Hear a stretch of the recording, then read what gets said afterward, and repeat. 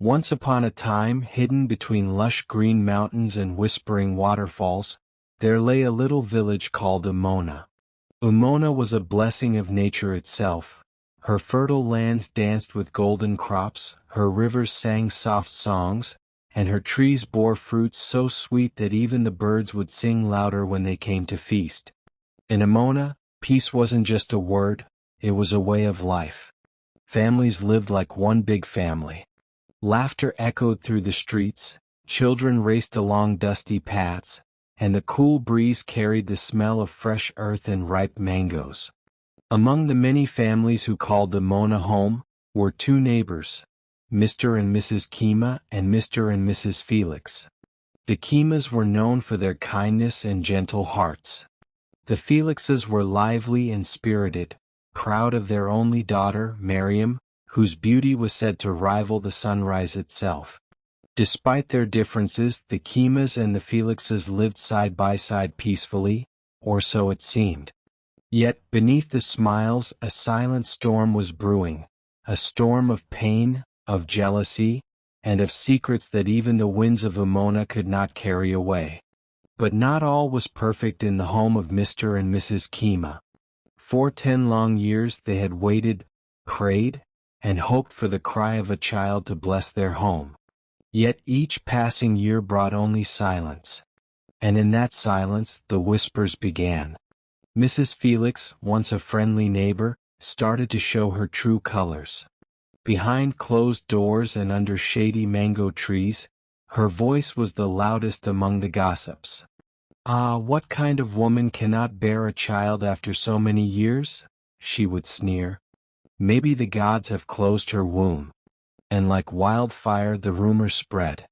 Eyes once filled with respect now held pity, or worse, mockery. Mr. and Mrs. Kema felt it, in the turned backs, the forced smiles, the empty greetings. Their once joyful home grew heavier with each cruel word spoken behind their backs. Hope began to wither like a plant starved of rain. They tried everything, healers, prophets, doctors from far and wide. They prayed until their voices cracked, fasted until their bodies weakened. But the silence remained. One night, when the moon hung low and sorrow weighed heavy in their hearts, Mr. Kema held his wife's trembling hands and said, "It is time. We must seek the oracle in the mountains."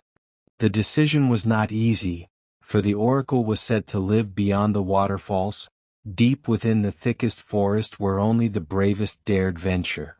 But for the chance, even the slightest chance, to hold a child of their own, they would face anything.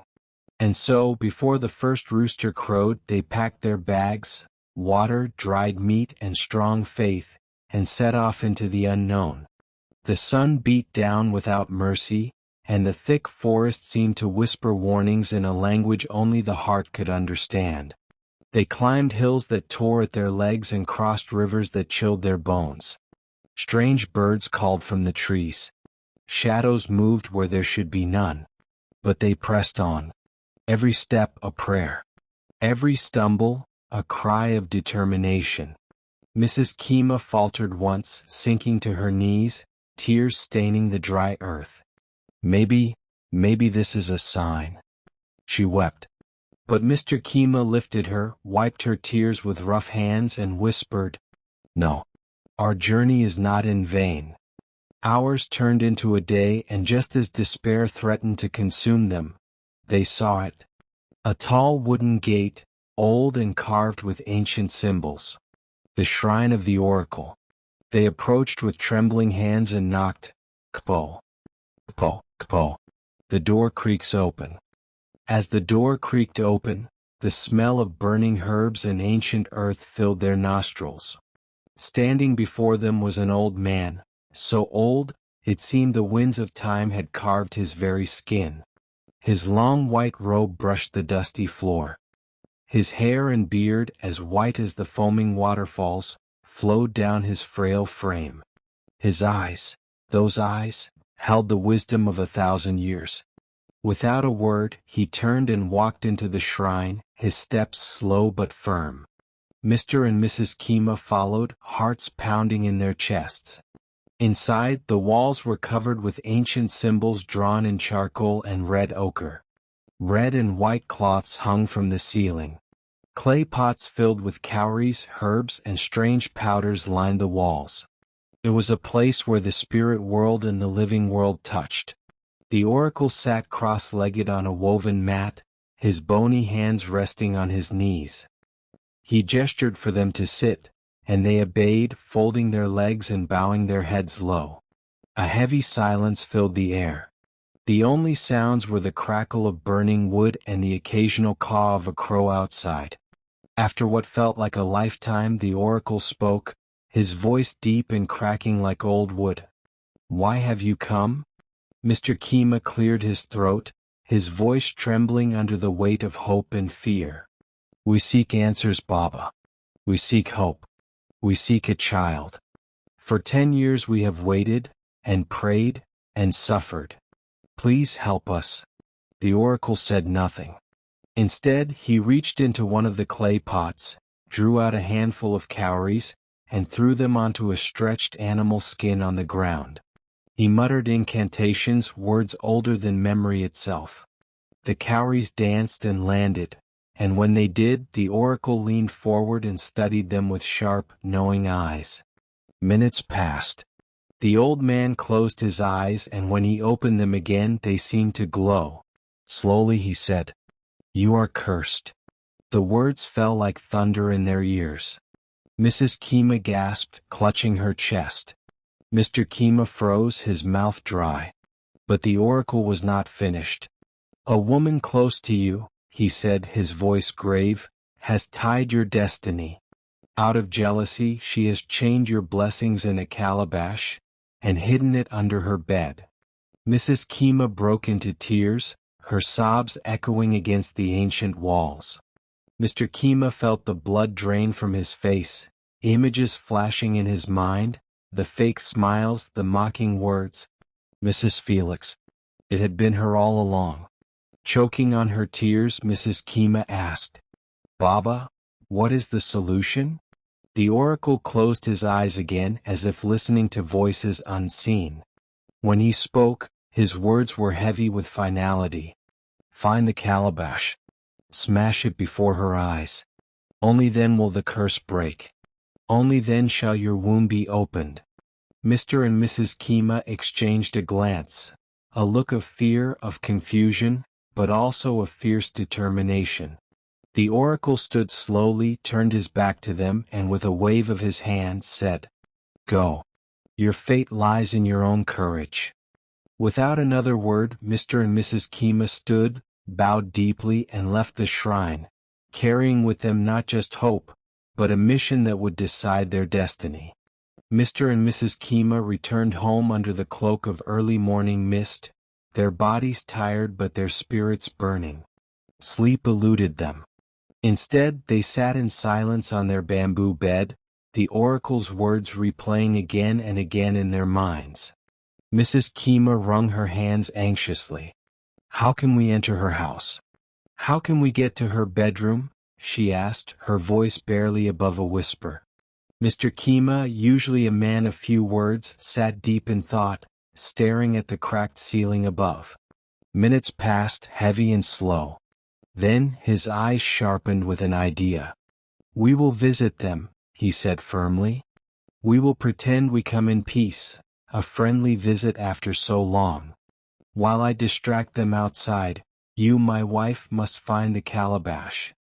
Mrs. Kema's heart pounded at the thought, sneaking into her neighbor's bedroom, stealing an evil charm hidden in secrecy. But the image of holding her own child filled her with courage. She nodded fiercely. "I will do it," she whispered. They spent the rest of the morning rehearsing every detail, every step, every word, because they knew. One mistake, and their chance at happiness would vanish forever. That afternoon, dressed in their finest clothes and wearing smiles carefully stitched onto their faces, Mr. and Mrs. Kema made their way to the home of Mr. and Mrs. Felix. Mrs. Felix was seated outside, shelling groundnuts into a woven basket when she saw them approach. She quickly masked her surprise with a wide, exaggerated smile. "Ah, Mrs. Kema. Longest time. What wind blows you to my humble house today?" Mrs. Kema forced a laugh, the sound almost choking in her throat. "My sister, we were passing and said, 'Ah, why not branch and greet our dear neighbor?'" Mr. Kema clapped Mr. Felix on the back warmly, engaging him in cheerful banter about old times, farming seasons, market days, village festivals. The air was filled with laughter. But underneath, a deadly game was unfolding. Suddenly, a loud commotion erupted outside, children's voices shouting, crying, laughing wildly. Mr. Felix frowned, standing quickly. "It sounds like Miriam is fighting again," he muttered and rushed outside. Mrs. Felix, worried about her only daughter, followed without thinking. This was the moment. Heart racing, Mrs. Kema slipped away from the parlor, her feet light, her breath held tight in her chest. She pushed open the door to Mrs. Felix's bedroom and knelt beside the bed. Her hands trembled as she reached under, feeling around in the darkness. Her fingers brushed something hard, cold, and round. The calabash. Her blood froze. For a moment, fear gripped her. What if she was caught? What if the curse struck her down? But she remembered the oracle's words. Courage. Your fate lies in your courage. She pulled the calabash out, cradling it carefully. Then, tucking it under her shawl, she raced back outside, her heart slamming against her ribs. Mrs. Kema burst into the compound, raising the calabash high above her head. Villagers nearby stopped what they were doing, staring in shock.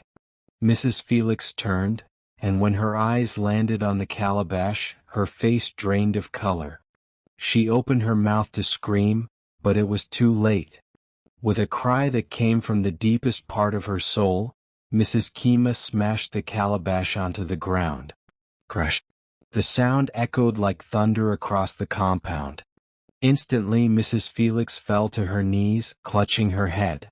She screamed, a wild, inhuman scream that chilled the blood of everyone who heard it. She began to confess, shouting all her evil deeds, the charms, the curses, the lies, all pouring from her lips in a flood of shame and fear. And then, before the horrified eyes of the villagers, Mrs. Felix began to lose her senses. She tore at her clothes, rolled in the dust, laughing and crying at once.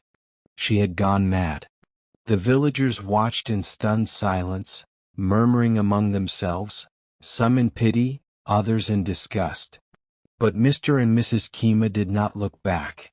They held each other's hands tightly and walked away, the heavy burden finally lifting from their shoulders. For the first time in 10 years, the sun seemed to shine a little brighter. Weeks passed. The village of Umona, once buzzing with gossip and whispers about the madness of Mrs. Felix, began to quiet down. Life returned to its normal rhythms. The farmers to their fields, the women to the rivers, the children to their games. But something had changed for Mr. and Mrs. Kema. One evening, as the sun set behind the mountains and the golden light bathed the village in a warm glow, Mrs. Kema sat outside her hut, peeling yams. Suddenly, she felt a strange fluttering inside her body, like a tiny fish swimming, like a butterfly's wings brushing against her womb. She dropped the knife, her hands trembling. Days later, after feeling the same sensation again and again, she went to the village midwife, Mama Aji, an old woman wise in the ways of women and children. After a careful examination, Mama Aji smiled warmly and declared, "My daughter, you are with child." Mrs. Kema screamed with joy, tears pouring down her cheeks. She ran home shouting and singing, her voice ringing through the village like a bell. "I am pregnant. I am pregnant. Oh, the Lord is faithful." Mr. Kema, hearing the news, fell to his knees in gratitude, his strong hands covering his face as he sobbed openly, the tears of a man who had suffered long and now was finally rewarded. Months flew by. The whole village watched in amazement as Mrs. Kema's belly grew round and full, a symbol of hope, a miracle witnessed by all. Finally, after 9 months of prayers, songs and preparations, the day came. With the help of Mama Aji and the village women, Mrs. Kema gave birth to a healthy baby boy. His cries pierced the night, strong, beautiful cries that announced to the world that a new life had come. They named him Chijindu, meaning, God holds my life. The naming ceremony was the grandest Umona had ever seen.